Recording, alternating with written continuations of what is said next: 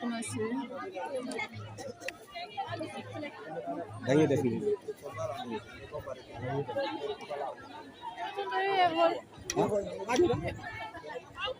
Moi, je vous entends pas, ok.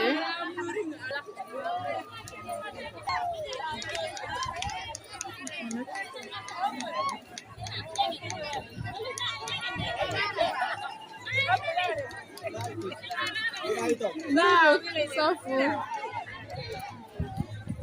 Non. Nyaga. Oui, mon sort. Je suis un peu... Attends une minute. Oh, ouais, je suis un peu timide. C'est ça mon problème. Ok.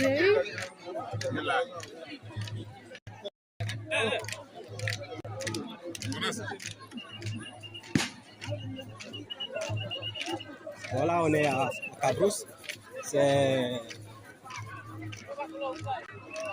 la lutte, on part vers l'arène de Cabrousse. Là où les lutteurs de Cabrousse vont se positionner en attendant les autres villages qui se montent. Là, c'est le coup de trauma des filles de Cabrousse.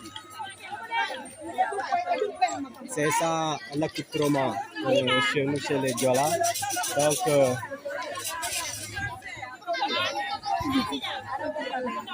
vous voyez comment le déguisement se fait. Pour les jeunes filles, c'est de cette manière qu'on se déguise. Donc, on a un tissu rouge, donc avec un nœud devant, avec des perles, donc accompagné, on dirait un petit t-shirt.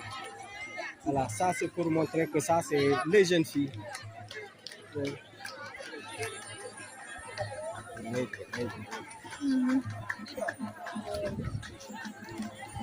Voilà, ça ce sont les filles. Ça sont les filles qui doivent supporter le garçon. C'est comme dans le football. C'est comme dans le football. Donc c'est une élève en première, en terminale. Donc tout ce monde-là, vous allez voir. Donc c'est juste le déguisement traditionnel.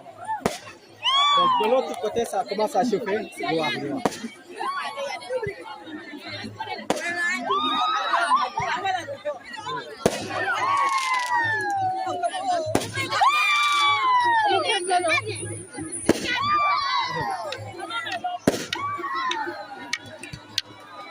Donc ça c'est toujours le déguisement. noo gisee ambiance bi. mun naa wax ni ambiance bi daal macha allah parce que ñii dañoo yàgg toog di xaar. bu ma lii nii xëy na jimi ko noo ñëwul kajam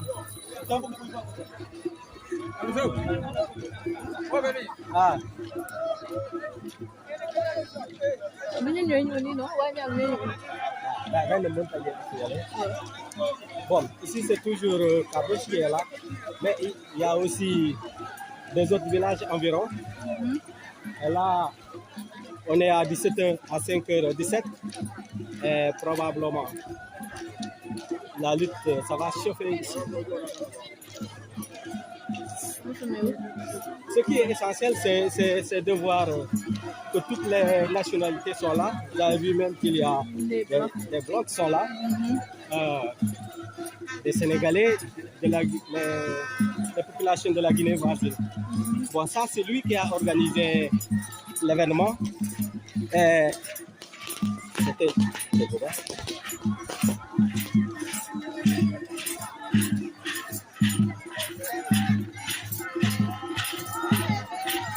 donc c'est celui-là qui a organisé l'événement.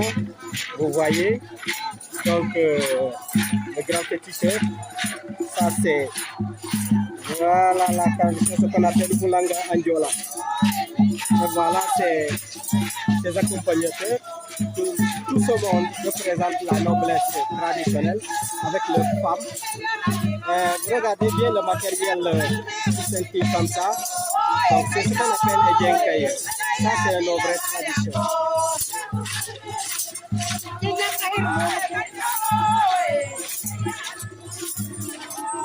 C'est tous les accompagnateurs. Voilà. Bon, on va voir les lutteurs là.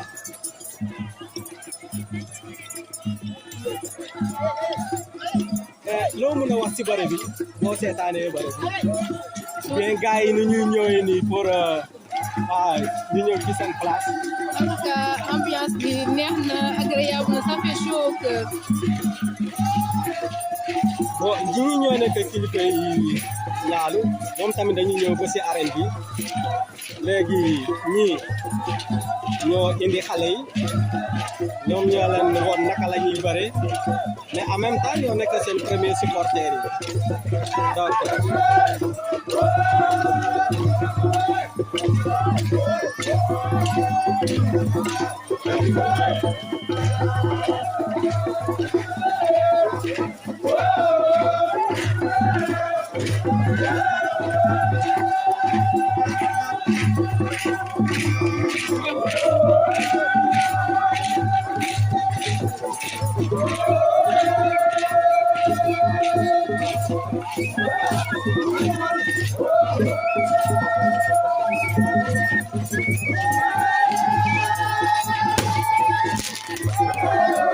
mais noo gisee bëre bi comment tu as vu la lutte là?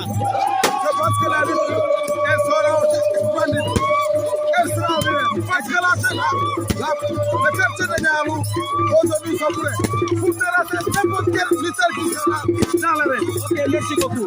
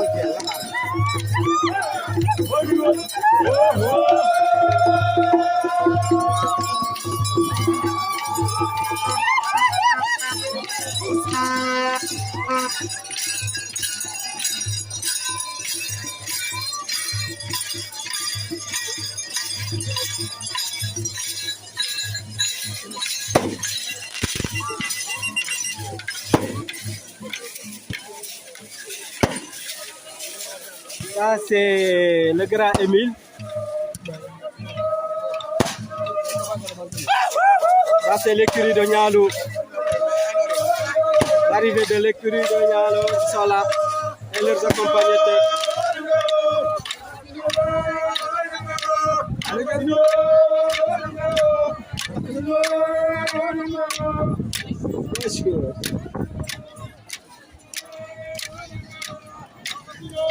On va voir l'emplacement de l'écurie de Nialou. On va voir.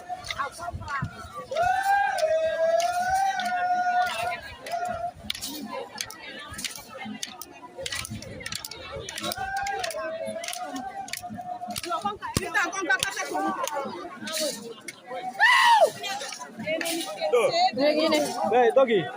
Go.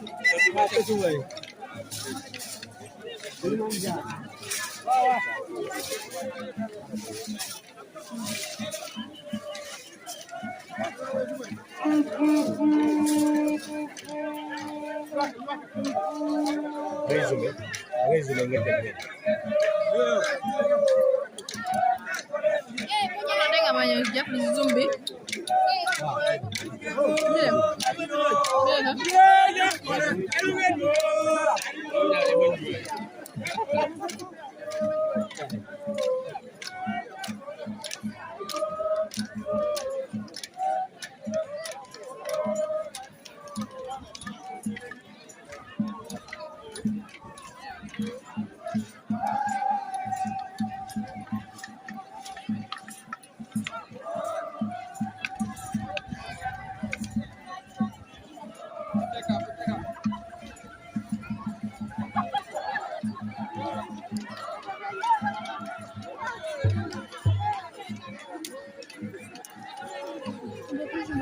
pour le soleil.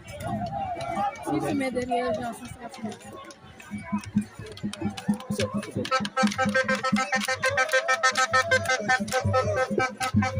Allo Frank bu kawan ma joye ba kali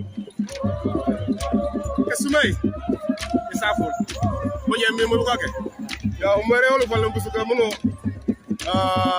ko ke na ho kesumai muno wasanal te mamre ya banyala e me juwa ya hane di yara yoli mo ko ma juway e me juwa ye kané pour ko takadora na me nyamo voilà pour ko na ko takador c'est l'ambiance qui attire tout le monde voilà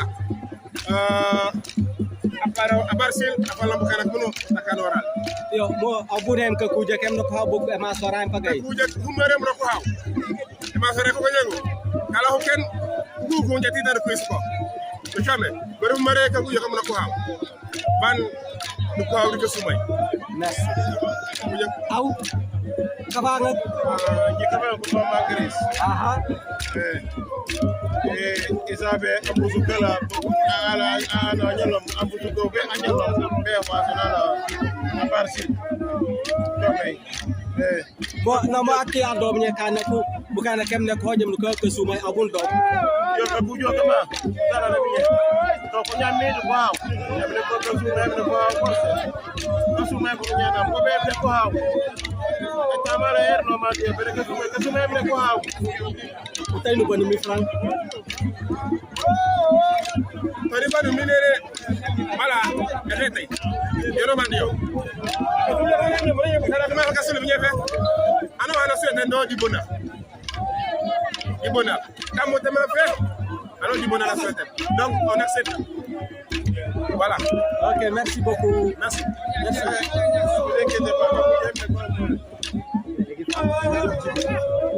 après nga jël ka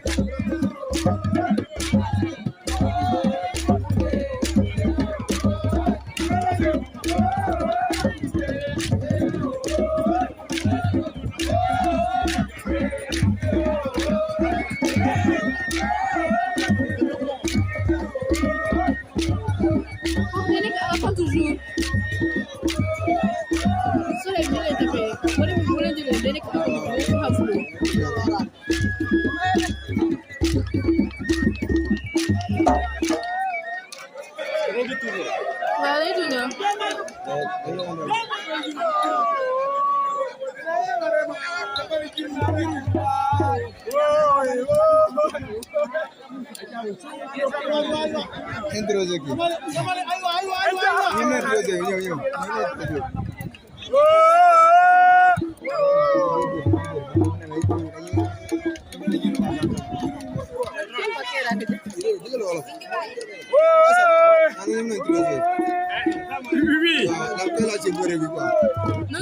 No gisee bëre bi man xoolal bëre bii nii à part yàlla ñun la ñooñu yéen dëkk Mosor mooy bii nii à part yàlla ñun mii léegi man duma wax ne dara jàmm rek moom mooy mbaa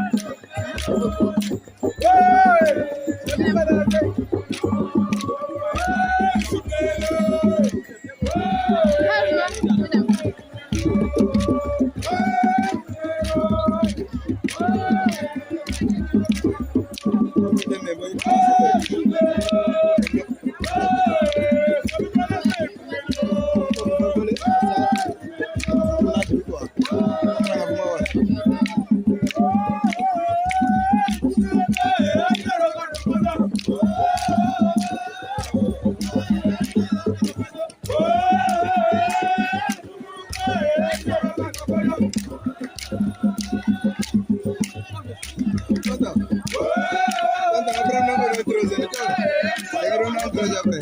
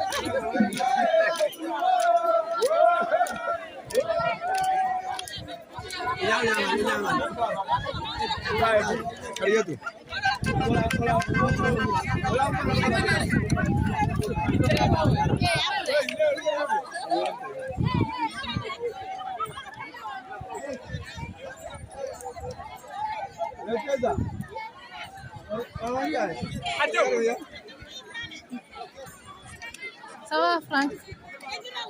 Yo mo sol nga dëkk yow.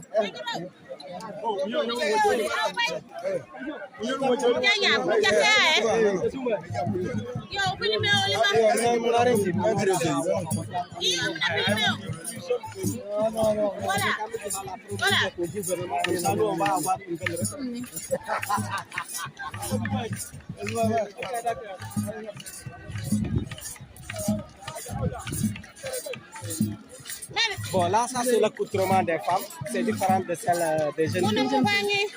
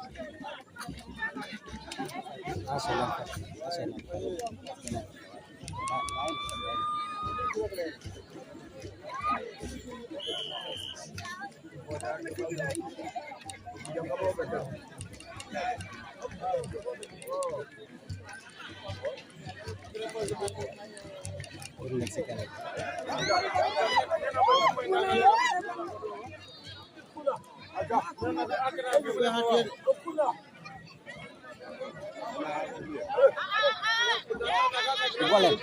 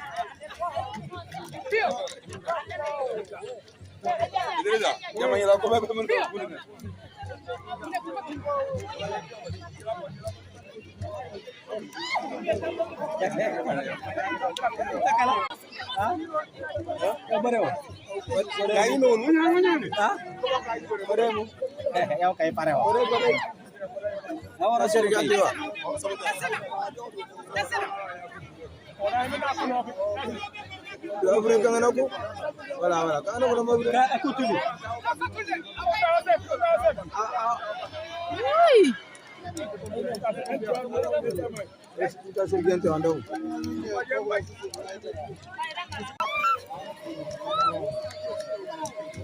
Afro moo soor la de. waaw lacrymogène. Là, vous avez en direct Lacrymogène. les lutteurs de Mossor, un des champions de la lutte du CAS.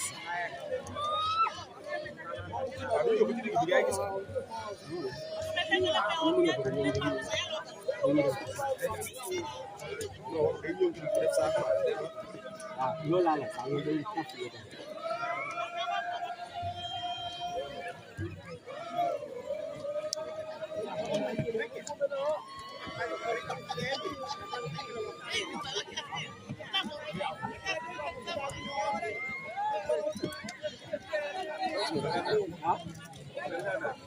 Yii déedéet dañu amul.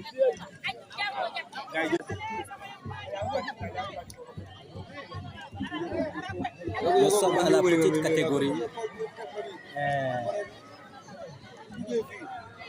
Certainement, au lutteur de la Guinée a terrassé Les supporters. Et voilà, les supportrices. Tout le monde se lance dans voilà, le fair play.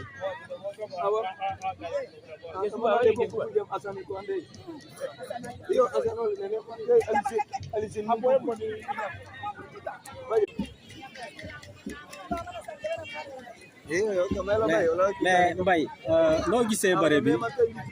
Ah macha allah pour l'instant c'est la première fois ma assisté bëre bu mel nii en termes de mobilisation en termes de spectacle aussi c'est au rendez-vous pour l'instant ce que je vois aussi macha allah neex na. waaw boo ko comparé nit fii bëri fii Kaasa ak bëri fële noonu. lan mooy différence bi fan la gën a feeñ. Côté traditionnel fii lutte simple la ñuy def là-bas on fait lutte avec frappe. D'accord. En plus aussi ce que je vois aussi là c'est comment dire c'est volontaire. On vient les gars dañuy ñëw ñu demandé la si tu es prêt bu fekkee mën nga ko affronter bëgg nga affronter nga affronter ko bu la neexee bu fekkee ñi moo ko affronter nga toog xaar là-bas nag dañuy ñëw la ak diw ak jógal nga bëri ak jeex na donc tu es obligé c'est ça le kii. Mais disons nii fii moom gars yi dañuy bëri pour le simple plaisir bëri ñu ko faire xaalis.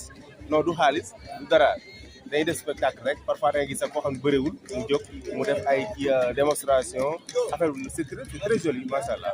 dama lay benn affaire. benn affaire bu bëgg a mag bu utee ak gars yi yëpp dañuy xalaat fii nii dañuy bëriwuñu pour xaalis mais dañuy bëri pour prestige. pour gloire seen dëkk. waaw mbaa loolu moom seet loolu.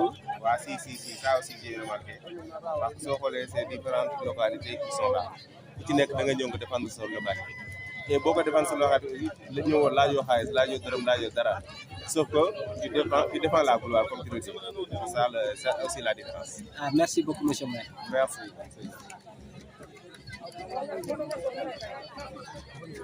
ma dee filmé. yaa ngi filmé da ngay filmé yow. fële si. dama ànd.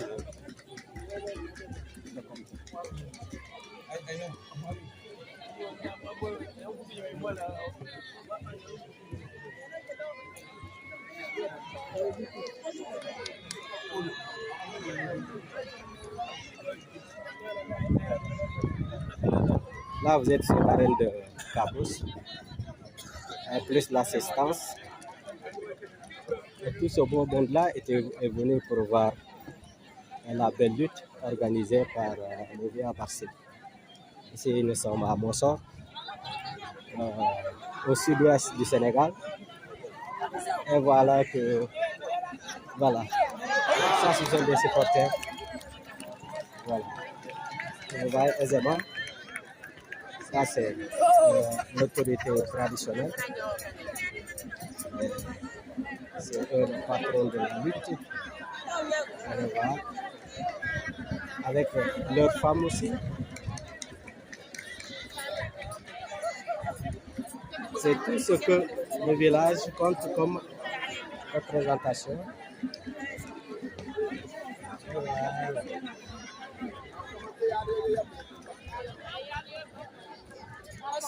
Lui là, c'est un simple supporter. Il ne fait pas partie de la grande autorité de Cabrousse. C'est un simple supporter. Tous ces gens que vous voyez, c'est l'autorité régulatrice de Cabrousse. Et c'est tout Cabrousse qui est là. Donc ça aussi, ce sont des femmes régulatrices de la société. Voilà. Pour ceux qui connaissent la tradition, ce bruit que vous entendez là, ça aussi, ça fait partie de la régulation du village.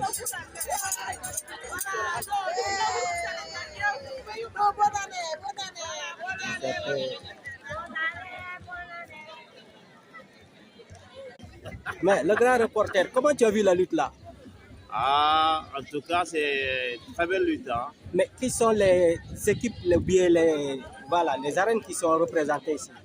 Bon, je vois qu'on a peut-être ceux de Hitou, que j'ai vu de l'autre côté. D'accord. Voilà, et ceux de la zone de Hosuke. D'accord. Ouais. De l'autre côté, on a Monsor et Nialo. Et tu penses qu'il y aura une très belle prestation par la suite? Ah oui, déjà, ça a commencé. Hein. Moi, c'est tout simplement que les gens sortent et qu'il y a cette belle décoration-là. C'est que, voilà, comme disait Omotunde, dans nos traditions, il y a la science. Il faut savoir décortiquer cette science. C'est ce qui nous manque. On a des choses, des merveilles, mais qu'on n'arrive pas à décortiquer jusqu'à présent.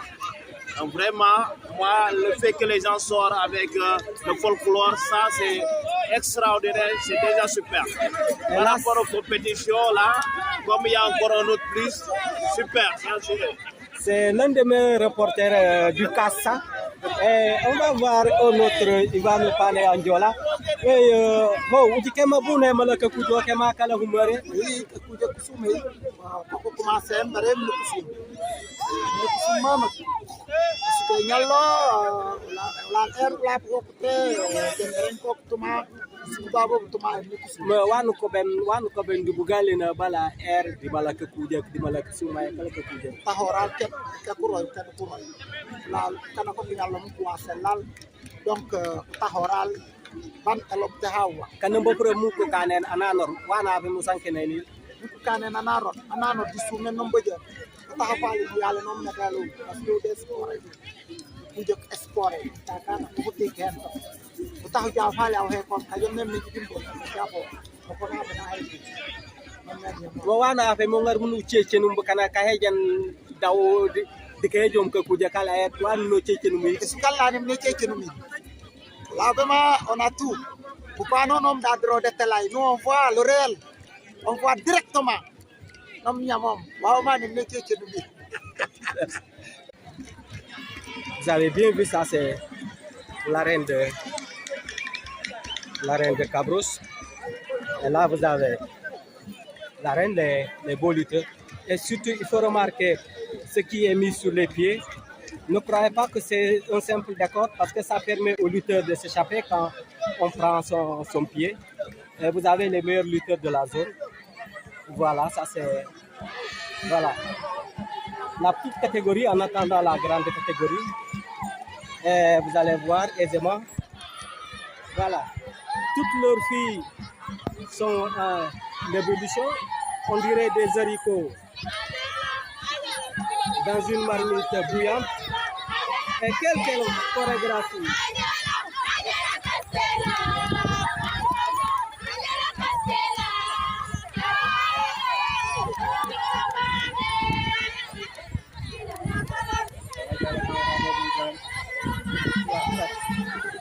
Ça, c'est la chorégraphie des filles qui supportent leur combat.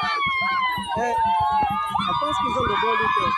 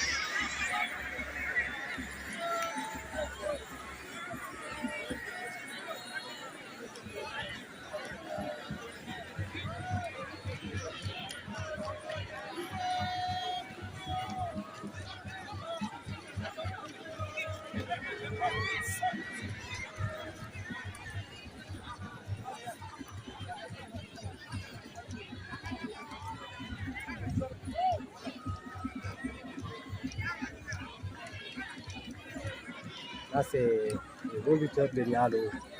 Voilà.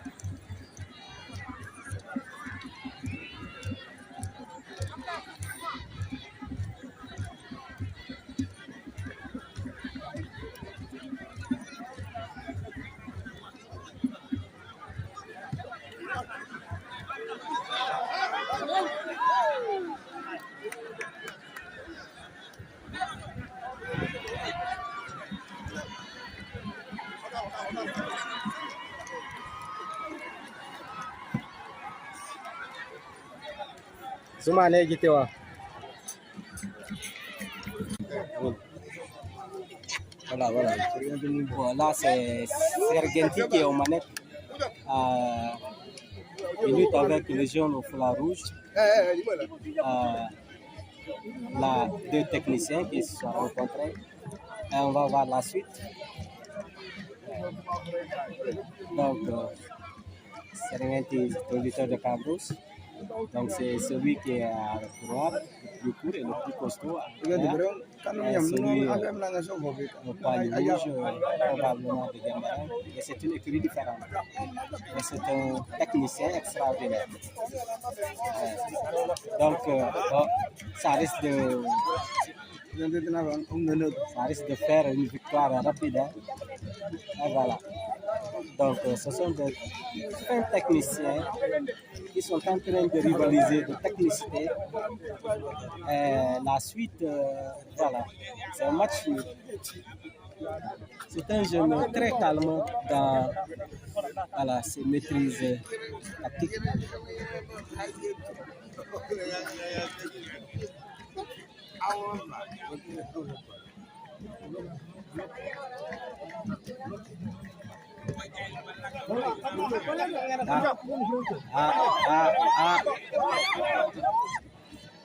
Tu risques d'aller aux étoiles.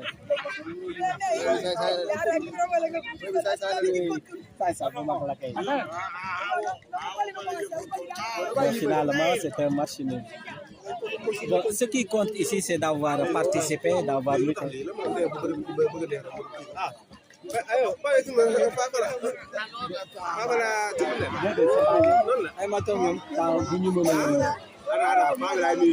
Pour ñu mën a récupérer yu bëri at xam nga day am ñuy bëri ñaar ñu am tamit ñu nar a bëri te xëy na ñooñu da nga yaakaar ne dafa war a daan mais te du waaw yaa li sa jot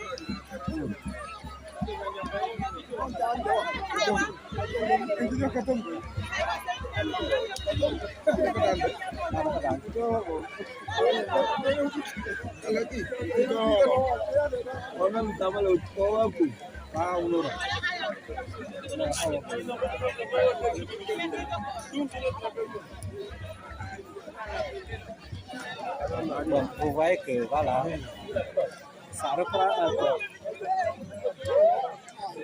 Allez, on va maintenant au Rabougani.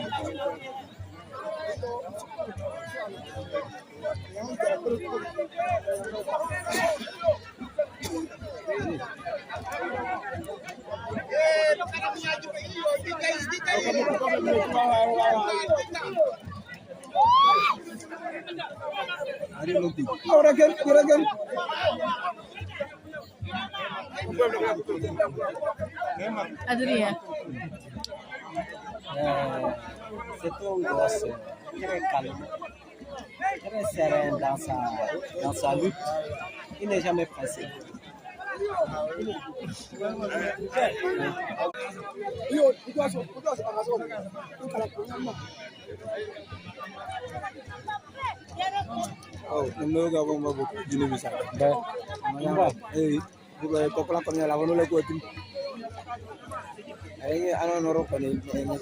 Di nga mën a dem ah.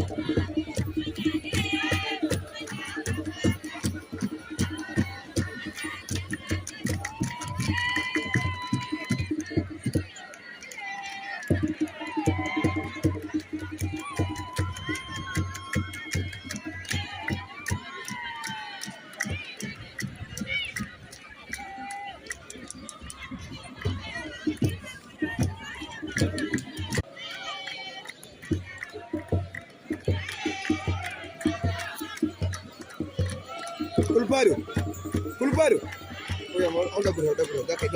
Udah. Sama minyak.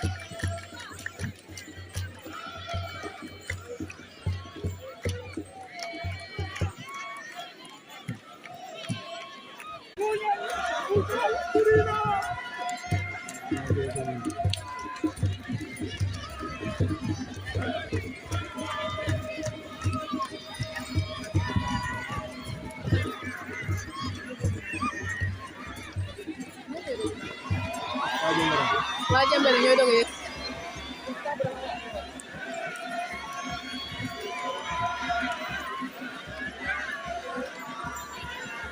Amala la ñu ne profité ñu dem togg na la jógal.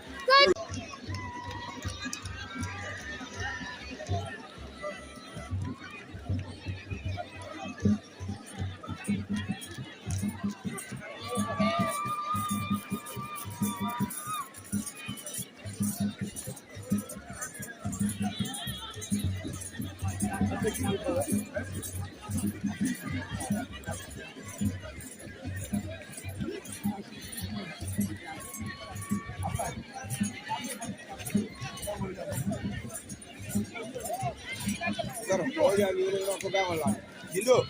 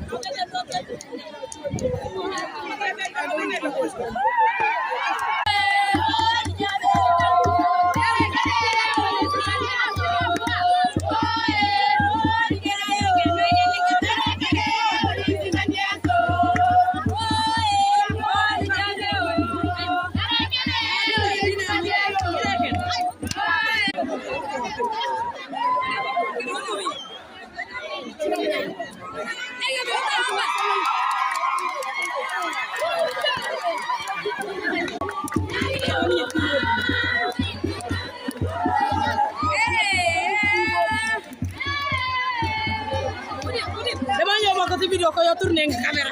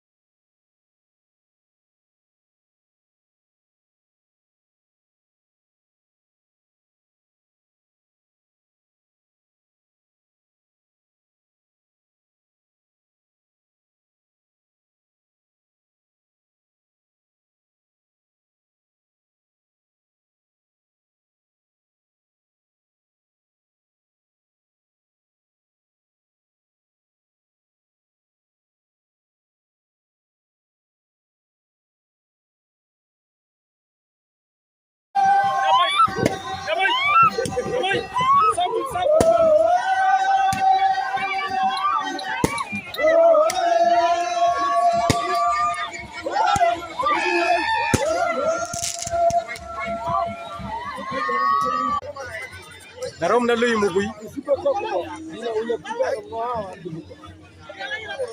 Okay.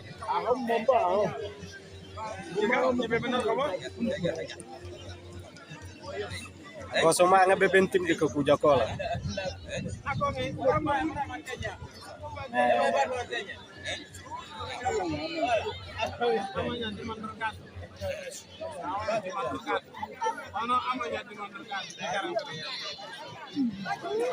Sampai madam jaga.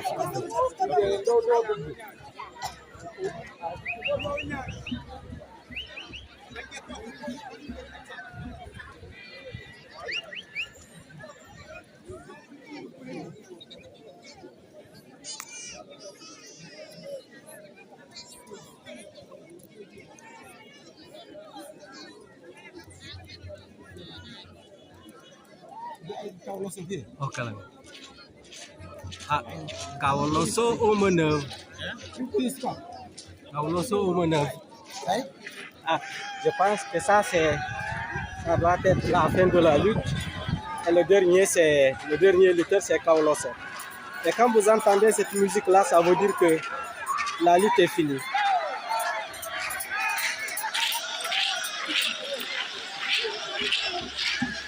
Il est en train de rompre la lutte.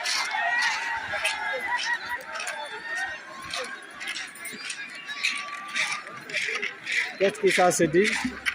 Certainement, c'est pour calmer le jeu.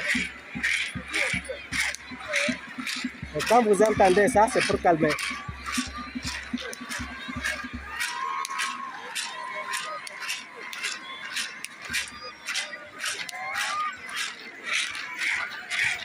Il veut profiter pour le terrasser pour la fin. C'est revenu à le terrasser. Ça, ce sont mes champions de Diembéring.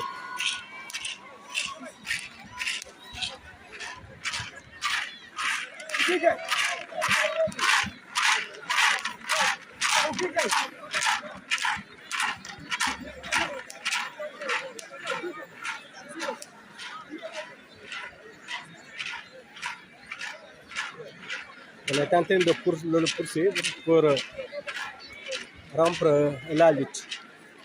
Mais c'est comme si le jeune n'est pas prêt à accepter parce qu'il veut plus que lutter.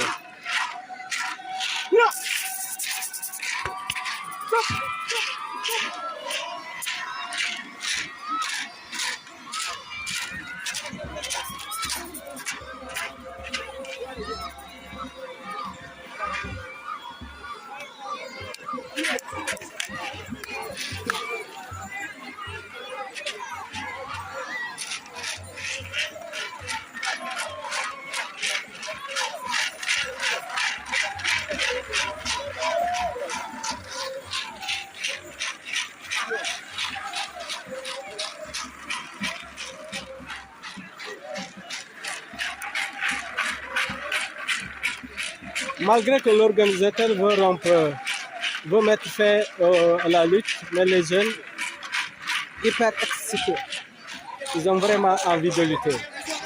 Quel dommage, quel gâchis.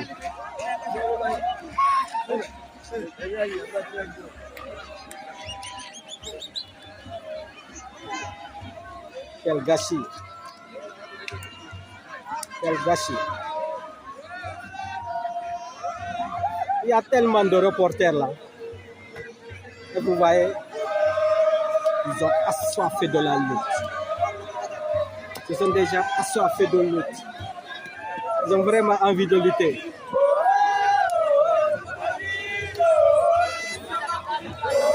Ils n'en ont pas assez. Ils ont envie de lutter sérieusement. Ça c'est Diembéring. Ici c'est Diembéring, l'écurie de Diembéring. De l'autre côté, c'est la Guinée-Bissau. Et très loin là-bas, c'est l'écurie de Cabrousse, composée de Kadiakaï, Mossor et Nyalou. Voilà, les champions de Diembéring.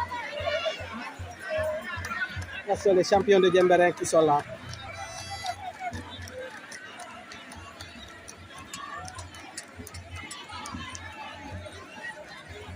Champion Steven, comment tu vois la lutte? On dirait que les jeunes, ils sont assoiffés là. Ouais, aujourd'hui, les les gens sont très assoiffés. Et les nerfs sont bien tendus. Les nerfs sont bien tendus. Mais on a rompu brutalement le combat. Qu'est-ce que tu as dit? Pas encore, pas encore. Ah, pas encore. Pas encore, ça reste. Ah, ok, d'accord. Ok, d'accord.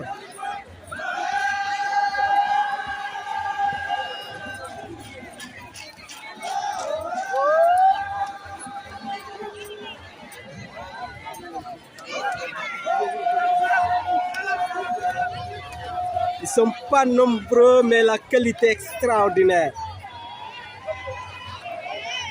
C'est la qualité qui compte. Ah, ils appellent tout le monde à venir. Qu'est-ce qui va se passer? Qu'est-ce qui va se passer?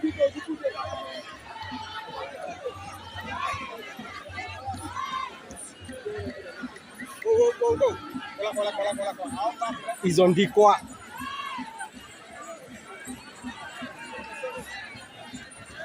Ils ont envie vraiment de lutter. Ça, c'est pas une mince affaire.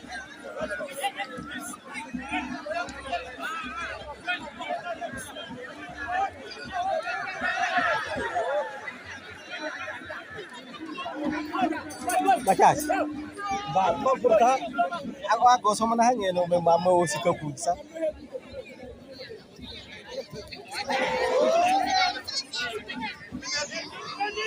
Là, c'est Johnny, un champion qui a terrassé un beau lutteur de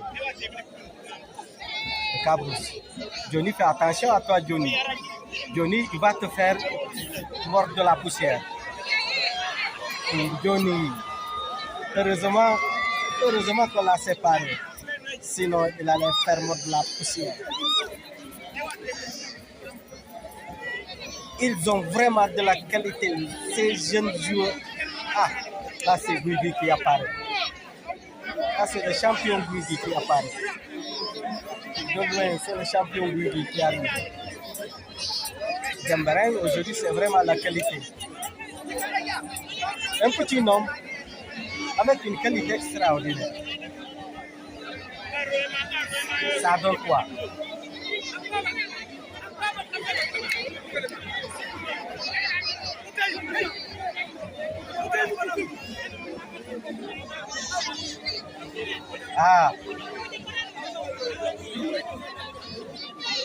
Guigui, on dirait qu'il a envie de se débarrasser du gars. On dirait qu'il pense qu'il est meilleur, on ne sait pas.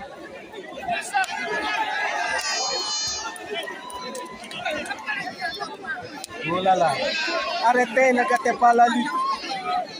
Ne gâtez pas la lutte. Ne gâtez pas la lutte. Ne gâtez pas la lutte.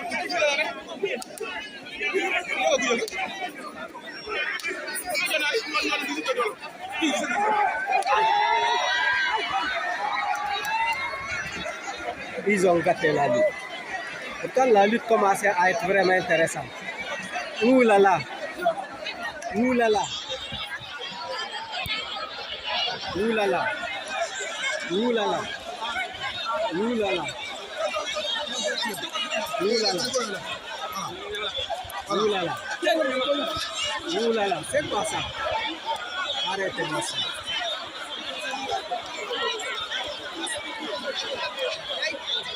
Oh là là.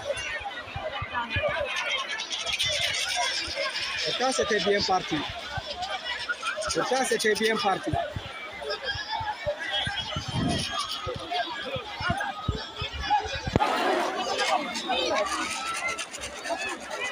Eh. Nak, eh. Nak kau ni. Nak kau ni.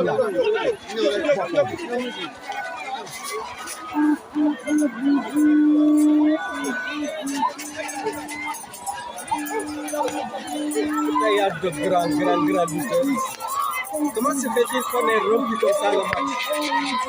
Pourquoi rompre le match au moment où tout allait bien? Quelle festivité extraordinaire, ce match. Oh là là. C'était pourtant bien parti. C'était pourtant bien parti. C'était pourtant bien parti. C'était pourtant bien parti.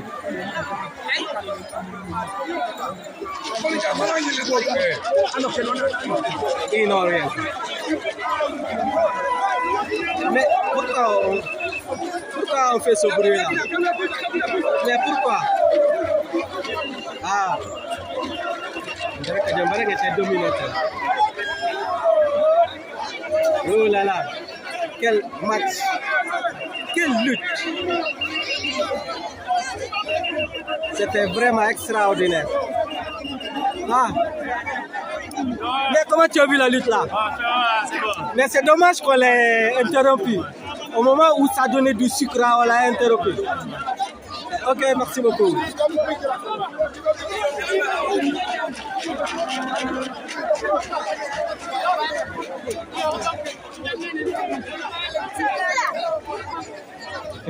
Mais au même moment où ça chauffe de l'autre côté, les plus jeunes sont en train de lutter ici. Et c'est quoi ça? Eux, ils sont en train de lutter. On dirait qu'ils ne font pas partie de ce qui se passe hier. C'est extraordinaire. Extrêmement beau.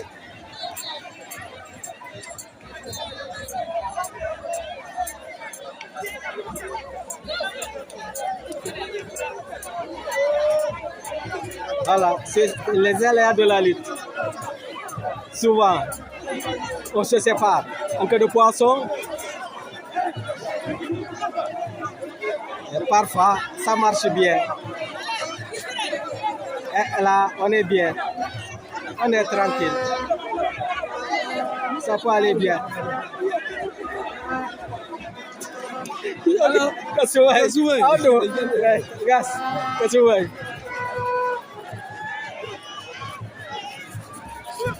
Ça va? Kasuwai.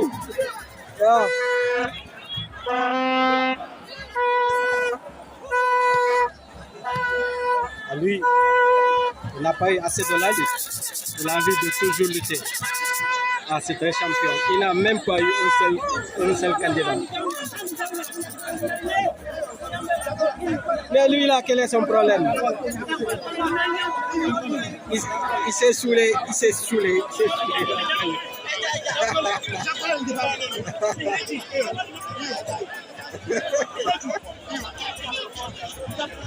C'est quoi ce cinéma-là? Mais tout est bien parti. Tout était bien parti. Et on voudrait que ça se termine en queue de poisson. Bon, la population n'accepte pas ça.